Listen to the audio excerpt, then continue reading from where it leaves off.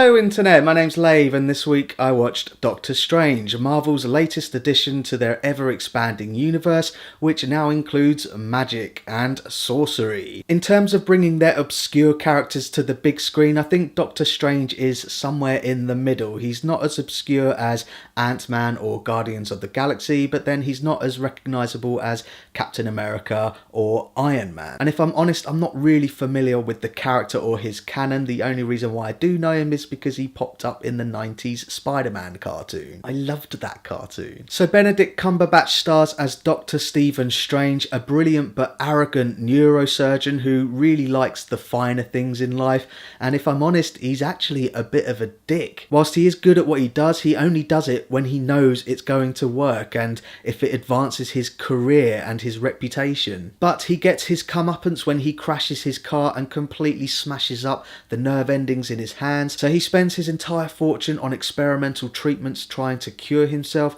Unfortunately, he alienates his friends and his former lover, Dr. Christine Palmer, played by Rachel McAdams, who despite actually saving his life, he blames for doing a bad job on his hands. Yeah, he's a bit of a dick. So it's during his rehabilitation that he learns of another man who had similar, if not more severe injuries, but somehow made a miraculous recovery. So he sets off on this journey to Kathmandu, where he runs into the Ancient One, played by Tilda Swinton, who opens his eyes to a whole new realm of magic and alternate realities. And after a few magic montages and some life lessons where he learns to get his ego in check, he turns into Doctor Strange, the mystic protector of Earth. So in terms of its narrative and structure, there is a sense of deja vu here. Seriously, if you take Tony Stark's narrative from Iron Man 1 and Thor's narrative from Thor, mesh them together and Doctor Strange is what you get. Marvel are obviously aware of this and have taken the attitude of, hey, if it ain't broke, then don't fix it. Unfortunately, this means we get a weak, underdeveloped villain in the shape of Mads Mikkelsen, whose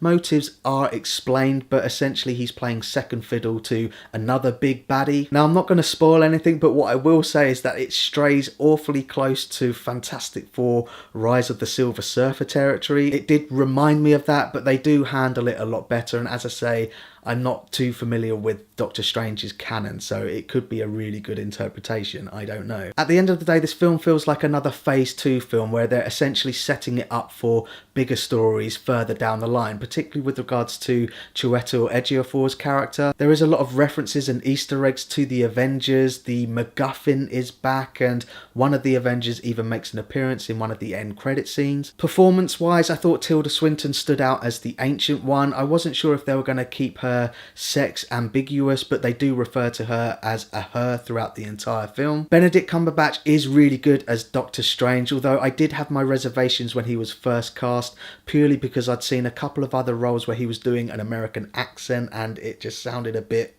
strange. Oh yeah! He does have a really familiar character arc. Honestly, he is a dick, and I wish they'd explored the relationship between him and Rachel McAdams' character a bit more. She's hardly in this. And I do feel that this film is a bit choppy in the way that it's structured. It doesn't feel as fluid as some of the other Marvel films, but that's really the last negative thing that I've really got to say about it, because overall, I did really enjoy it, and that's mostly because the visuals. So you've seen snippets of it in the trailers, and they really have taken the concept from Inception and just cranked it up to 11. It's absolutely jaw-dropping. In fact, every time Doctor Strange and we, the audience, go into the astral plane, it's just spectacular. It reminds me of the Inception dream sequences mixed with the wormhole sequence from Interstellar, mixed with Ant-Man's atomic realm, mixed with the sense that you got in Gravity.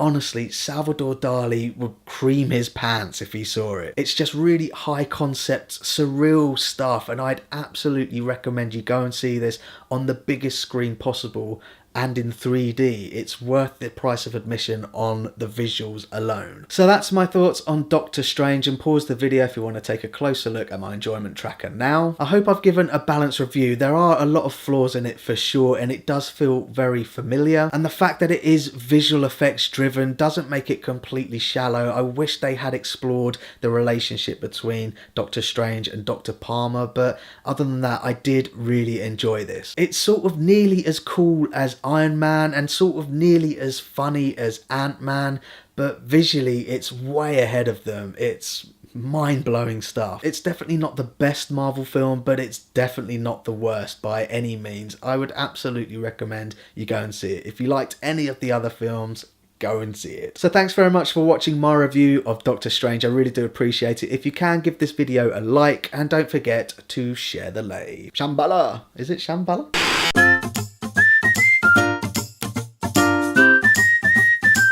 Subscribe.